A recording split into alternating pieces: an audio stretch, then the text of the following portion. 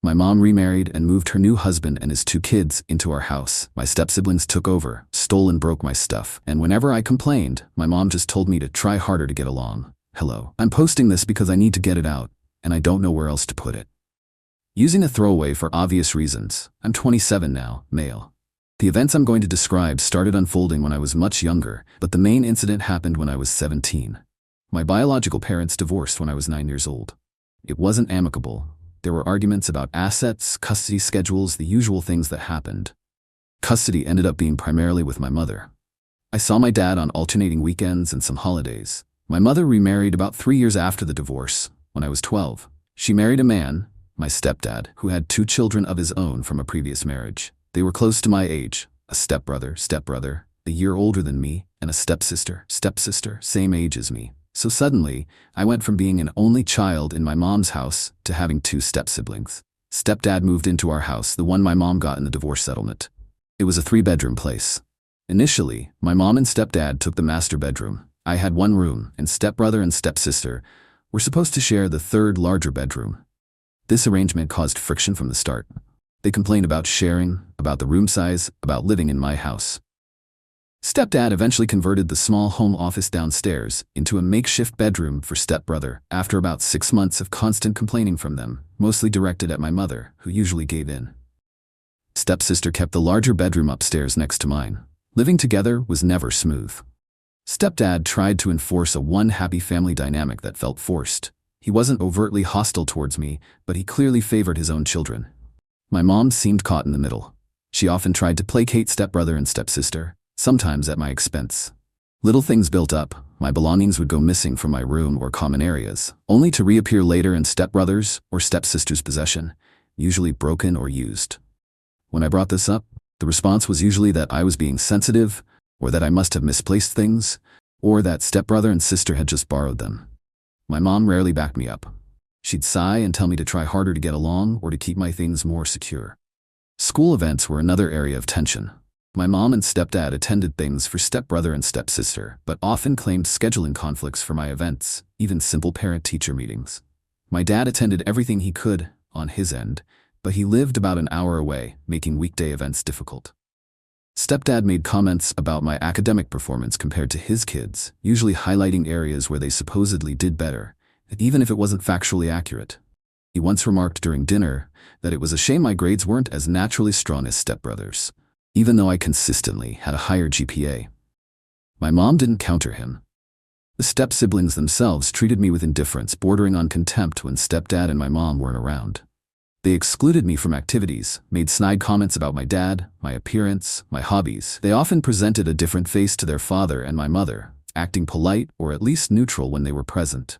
I learned quickly that complaining directly about stepbrother or stepsister only resulted in me being labeled a troublemaker or unable to adjust. My mom told me several times I needed to be less solitary and make more effort with them. My biological father passed away suddenly from a heart attack when I was 15. This was devastating. He was my main support outside of the tense household environment. His passing away also meant the weekend visits stopped, and I was in the house with my mom, stepdad, stepbrother, and stepsister full-time, except for holidays with my paternal grandparents. The atmosphere worsened after his passing. It felt like any buffer I had was gone. My mom was grieving, but also seemed overwhelmed. Stepdad, stepbrother, and stepsister offered minimal condolences. Stepbrother actually made a comment about how at least now custody weekends won't interfere with family plans. Within a couple of weeks of the funeral, I reported this to my mom, who told stepbrother it was inappropriate, but there were no real consequences beyond that brief verbal correction. My paternal grandparents offered for me to live with them after my dad passed away, but my mom refused, saying she needed me there and it wouldn't look right. Over the next 2 years, things escalated slowly. Stepbrother got into minor trouble at school, things like skipping class or getting caught smoking. Stepdad usually downplayed these incidents. Stepsister became very focused on social status and often made remarks comparing our family's finances or possessions negatively to her friends' families. I retreated more into my schoolwork and hobbies, spending most of my time in my room or at a friend's home. The summer I turned 17, my mom and stepdad planned a week-long anniversary trip, leaving me, stepbrother, now 18, and stepsister, 17, at home alone. My paternal grandparents offered to have me stay with them, But my mom insisted it would be fine, that we were old enough, and that leaving me behind while stepbrother and stepsister stayed would cause unnecessary drama. She left emergency contacts, money for food, and instructions. The first couple of days were quiet. Stepbrother and stepsister mostly ignored me, had friends over, ordered pizza. I kept to myself. On the third night, they had a larger group of friends over. There was loud music, drinking. I saw beer cans and liquor bottles. They must have gotten someone to buy for them. I stayed in my room with the door locked. Around midnight, the noise passed away down as most of their friends left. Later that night, maybe 2 a.m., I heard a commotion downstairs. I stayed put initially. Then I heard stepsister scream my name, followed by shouting. Against my better judgment, I unlocked my door and went to the stairs. Stepbrother and stepsister were in the hallway downstairs. Stepsister was crying, holding her arm. Stepbrother was shouting that I had pushed her down the stairs. I hadn't left my room. I told them that. Stepbrother advanced towards the stairs, yelling accusations. Stepsister was sobbing, saying I came out of my room when she was walking past, yelled something about the noise, and shoved her. She claimed she fell down the last few steps. It was completely fabricated. I hadn't been near the hallway. I suspect she likely tripped or fell while drunk, or fooling around with stepbrother or one of their remaining friends. I think one or two were still there, but hiding or staying quiet in the living room. Stepbrother grabbed the house phone and called stepdad and my mom. He put the phone on speaker. I heard him tell them, voice shaking with fake rage, that I had attacked stepsister, pushed her down the stairs because I was angry about them having friends over. Stepsister added, crying, that her arm hurt badly and she thought I broke it. She said I had been muttering about them all night. My mom got on the phone. She didn't ask for my side. She immediately started yelling at me, calling me vicious, asking how I could do such a thing. I tried to explain I was in my room, that they were lying. She cut me off. She said she knew I was jealous of stepbrother and stepsister, that I always had been. She called me a failure who couldn't stand seeing them happy. She told stepdad she was right, that I had deep-seated issues. Stepdad's voice came on, calm but cold, telling me I needed to face consequences. He said they were cutting the trip short and would be home by morning. My mom got back on and told me to pack a bag. She said I was not spending another night under that roof. She said when they got back, I needed to be gone.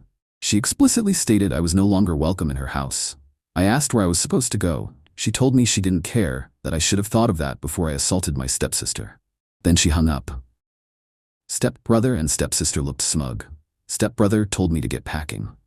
I went back to my room, locked the door, and sat there numb. I didn't pack immediately. I couldn't process it. I heard stepbrother and stepsister talking and laughing quietly downstairs.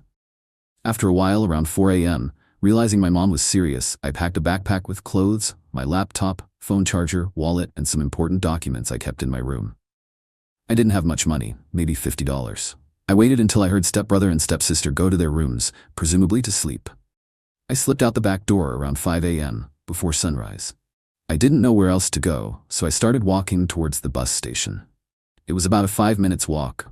I used a payphone at the station. My phone battery was low, and I wanted to save it to call my paternal grandparents. I explained briefly what happened, that I was accused of something I didn't do and kicked out. They didn't hesitate. My grandfather told me to stay put and that he would drive down immediately to get me. It was about a 2-hour drive for him.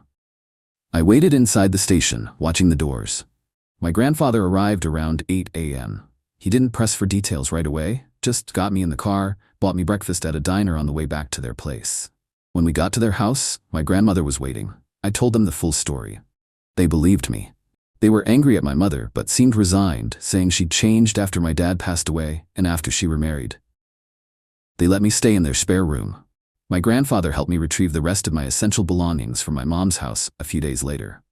He called ahead. My mom refused to be there. Stepdad met him at the door. Let him in to grab my things, mostly clothes, books, sentimental items related to my dad.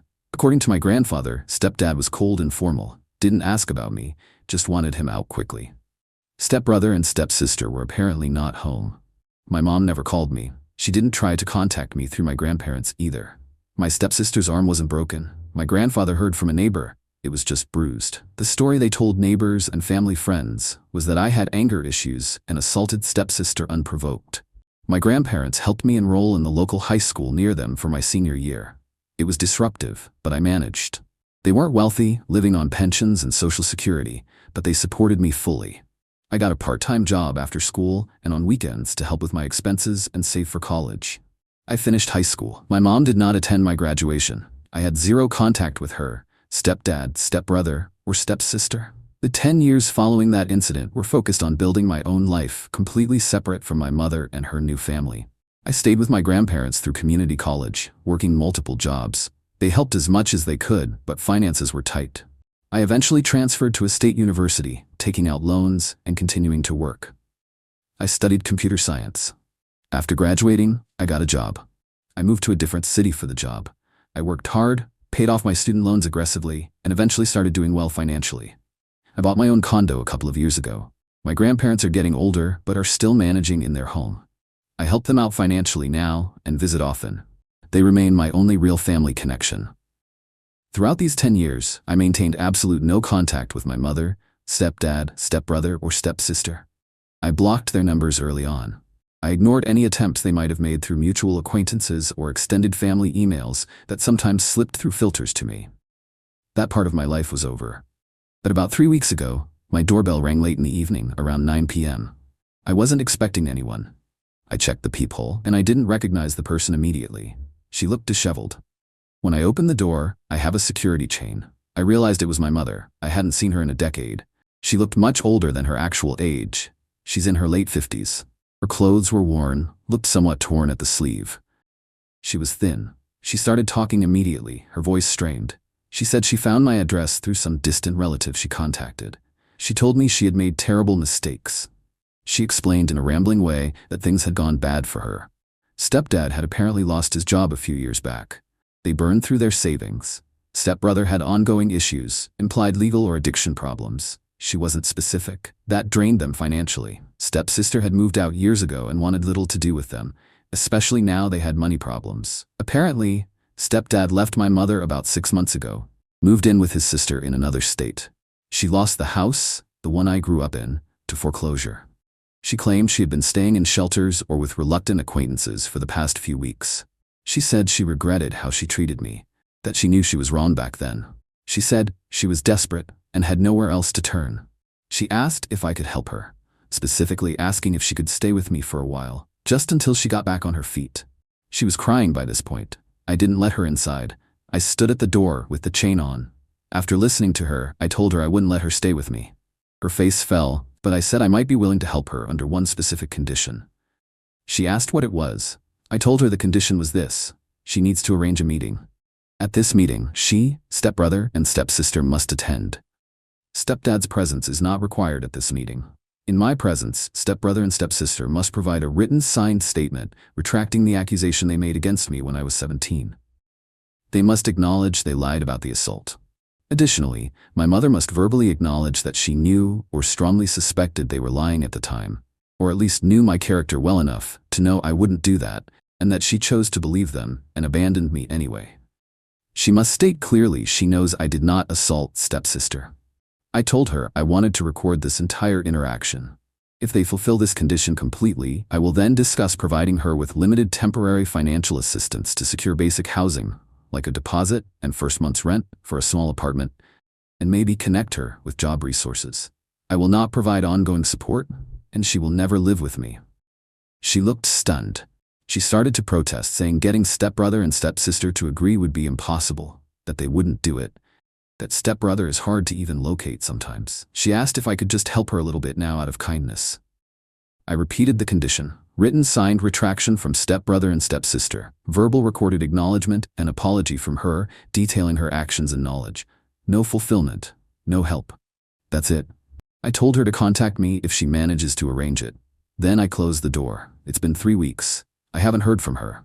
I kind of expected that, but I keep replaying the conversation. Would I be the bad apple if I stick to this condition, knowing it likely means she gets no help from me and might genuinely be on the street?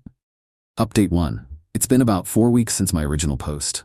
Thank you to everyone who read and commented or sent messages. I read everything. I didn't expect that volume of response. A lot of people shared opinions. Many supported my condition. Some thought it was too harsh. Others suggested different approaches. I appreciate people taking the time to clarify a few points. People raised why no police back then. Some asked why I didn't involve police when the accusation happened. I was 17, completely blindsided, and my own mother instantly believed the lie and told me to get out. Calling the police felt impossible and terrifying. Who would they believe? My word against 3 people, stepbrother, stepsister, and likely a friend of theirs, if pushed, with stepsister being a woman and my own parent backing them? It seemed like a way to make things even worse for myself. At that moment, my priority was finding a safe place to go, which was my grandparents. Grandparents' role. My grandparents were and are supportive. They believed me without question back then. They were angry with my mother, but didn't force contact or reconciliation. They respected my decision to go no contact. They did express sadness about the situation over the years, but never pressured me. I have discussed the current situation with them. They support my decision and my condition, though my grandmother expressed worry about my mother's well-being, which is typical for her kind nature. They agree the condition addresses the core injustice. Stepdad's situation. I don't have many details about stepdad beyond what my mother briefly mentioned: losing his job, financial struggles, leaving my mother. I have no interest in his situation beyond how it impacted my mother showing up at my door. He played a role in enabling his kids and supporting my mother's decision to kick me out, so his absence now doesn't generate sympathy from me. My financial status. Some people made assumptions. I am financially stable, not wealthy. I live comfortably but carefully. Buying a condo was a major goal achieved through years of saving. Any help I offer would be carefully budgeted and definitely not a blank check. The condo is a 1-bedroom place. Having someone else live here is not feasible or desired. Reading the comments and thinking it over solidified my stance. The core issue isn't just that my mother needs help now. It's the reason our relationship ended and why she feels entitled to ask me for help after 10 years of silence that followed her explicit rejection and false accusation. Support. The framing wasn't a small teenage spat. It was a deliberate act that led to my homelessness at 17, immediately following the loss of my father. Her immediate belief in the lie and her cruel words, "freaking failure," were choices she made. Stepdad, stepbrother, and stepsister also made their choices. The condition I set wasn't about revenge, though some commenters framed it that way. It was about establishing a baseline of truth. Without acknowledging what actually happened and their roles in it, there's no foundation for any kind of interaction, let alone me providing material support. Her turning up destitute doesn't erase the past or her actions, it just changes the power dynamic. Helping her without addressing the fundamental lie and betrayal feels like accepting her narrative, implicitly forgiving actions that were never apologized for, and allowing her, stepbrother, and stepsister to maintain the falsehood. I decided sticking to the condition was the only path forward that respected my own history and boundaries. As I mentioned, 3 weeks passed after I initially told her the condition and closed the door. Then about a week ago, so roughly 3 weeks after her first appearance, she contacted me. She didn't call. I received an email from an address I didn't recognize, but the name matched hers. The email was brief. She said she had spoken to stepsister. She claimed stepsister felt bad about how things happened back then, but was unwilling to put anything in writing or attend a meeting. She claimed stepsister was worried about legal trouble or dredging up the past. My mother then wrote that she hadn't been able to contact stepbrother at all. She didn't know his current phone number or whereabouts reliably, only that he supposedly floated between acquaintances in another part of the state. My mother then reiterated her difficult situation. She mentioned staying at another shelter that had strict time limits, which was running out. She asked again if I could reconsider, maybe offer a smaller amount of help without involving stepbrother and stepsister. She suggested maybe just she and I could meet, and she would apologize privately. I replied to the email the next day. My response was also brief. I reiterated the original condition precisely. A meeting with her, stepbrother, and stepsister present. Written, signed statements from stepbrother and stepsister retracting the assault claim and admitting they lied. Her own verbal recorded acknowledgement of her role and knowledge, including the specific phrases I required about knowing I didn't do it and choosing to abandon me anyway. I stated clearly that partial fulfillment, for example, just her apologizing or just stepsister expressing vague regret via email, was not acceptable. The condition stood as stated until and unless she could confirm she had arranged exactly that. There was nothing further to discuss regarding assistance. She replied almost immediately to my email. The tone changed. She wrote that I was being cruel and unreasonable. She accused me of wanting to humiliate her and stepbrother, stepsister. She said I clearly inherited my father's stubborn streak, an interesting comment given her previous silence about him. She wrote that she should have known I wouldn't help, that I was cold. She ended the email by saying she wouldn't contact me again, and that I could live with myself knowing I'd turned my back on my own mother in her time of need. I did not reply to that second email. I read it, archived it, and haven't heard anything since. That was about 6 days ago. So the outcome is that contact has ceased again. She explicitly rejected the condition and chose to frame me as cruel rather than attempt to meet it or acknowledge why it was put in place. Nothing has changed regarding my stance. The condition remains unmet. No help has been provided. Update 2. It has now been 6 months since my last update, and about 7 months since my mother first appeared at my door, following the email exchange detailed in my previous update, where my mother refused the condition and accused me of cruelty. There was complete silence for several months. I had no contact from her, nor from stepbrother, stepsister, or stepdad. I continued with my life as usual: work, visiting my grandparents, managing my own affairs. Around 2 months ago, so roughly 4 months after the last email exchange, I received a message request on a social media platform I rarely use. It was from my stepsister. I almost ignored it, but decided to see what it said. The message was short. She wrote that she heard I had seen our mother and that Mom told her about my demands. Stepsister wrote that she doesn't really remember that night, clearly referring to the night of the accusation, but that she regrets things got so messed up. She then said she is married now, has a young child, and is trying to build her own life. She stated she wouldn't sign any statement or attend any meeting that could cause problems for her family or her relationship with her husband, who apparently doesn't know all the details of her past. She finished by saying she hopes I am doing well, but asked me not to contact her again.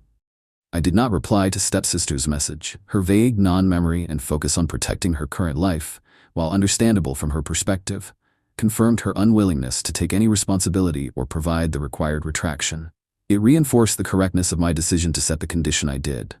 If she truly regretted it, she had the opportunity to act. She chose not to. Regarding my mother, I have limited third-hand information, mostly via my grandparents, who occasionally hear fragments from distant relatives or old neighbors. The picture is patchy.